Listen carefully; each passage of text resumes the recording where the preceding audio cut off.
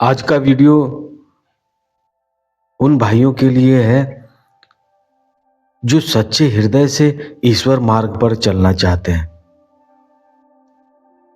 जिनका सिर्फ एक ही लक्ष्य है, ईश्वर प्राप्ति।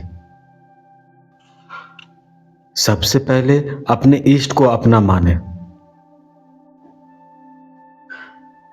उनसे अपना रिश्ता बनाए।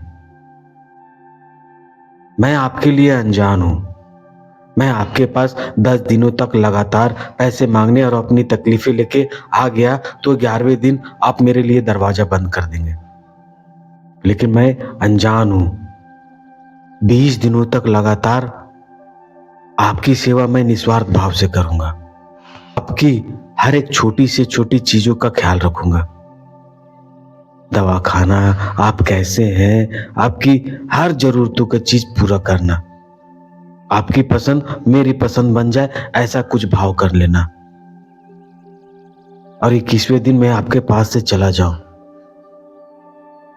आप मुझे देखे बिना रह नहीं पाएंगे। ऐसा कुछ ईश्वर पर भी लागू होता है। आप एक कदम आगे बढ़ाएंगे तो आपके लिए 10 कदम आगे बढ़ाएंगे। मेरा मानना है दोस्तों, ईश्वर का अनुभव प्रेम भक्ति से ही किया जा सकता है, भाव के द्वारा। बिना भाव के आप ईश्वर का अनुभव नहीं कर सकते, चाहे जिस भी मार्ग से आप ईश्वर का दर्शन करना चाहते हैं। तो सबसे पहले दोस्तों, अपने इष्ट से अपना रिश्ता बनाइए। उन्हें अपना भाई, अपना माँ, अपना पिता, अपने दोस्त, कुछ भी मानिए। सब कुछ उनके सामने ही रखिए। आप विश्वास करिए दोस्तों, आपके साथ कभी गलत नहीं हो सकता। ऐसा नहीं 1 दिन 10 दिन प्रार्थना करके हम थक के बैठ गए कि वो सुनते नहीं है। दोस्तों, ये सच मानिए, वो सुनते हैं। लेकिन आपके समय के अनुसार नहीं, वो अपने समय के अनुसार ही वो देखते हैं। जब ये परिपक्व हो गया है तब आपके साथ सब कुछ अच्छा होने लगेगा। पहले आपको सुधारा जाएगा, आपको तराशा जाएगा। अगर इस मार्ग पे कड़े से आप चल रहे हैं, सच्चाई से चल रहे हैं, तो आपको पहले तराशा जाएगा।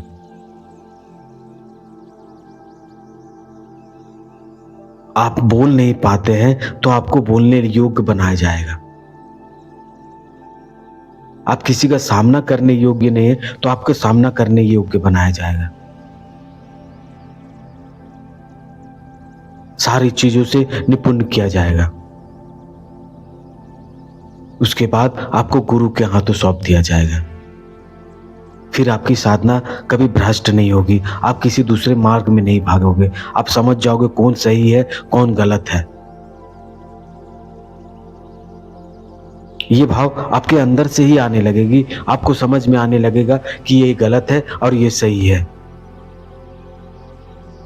ये आपके अंदर में बैठ के आपको इष्ट बताएंगे।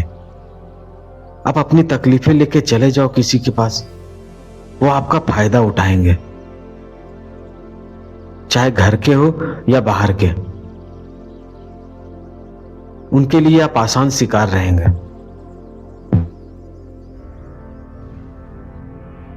लेकिन ईश्वर के लिए तो आप अपने रहेंगे। जब सब दरवाजे आपके लिए बंद हो जाएं, कहीं से कोई मार्ग नहीं दिखे, तब एक दरवाजा हर मनुष्य के लिए खुला होता है।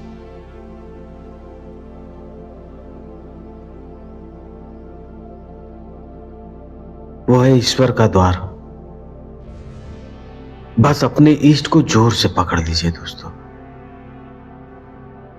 ईश्वर को मान लीजिए है, और वो आपकी हर एक बात, सारी कुछ सुनते हैं। लेकिन वो प्रार्थना, वो भाव अपने अंदर लाइए।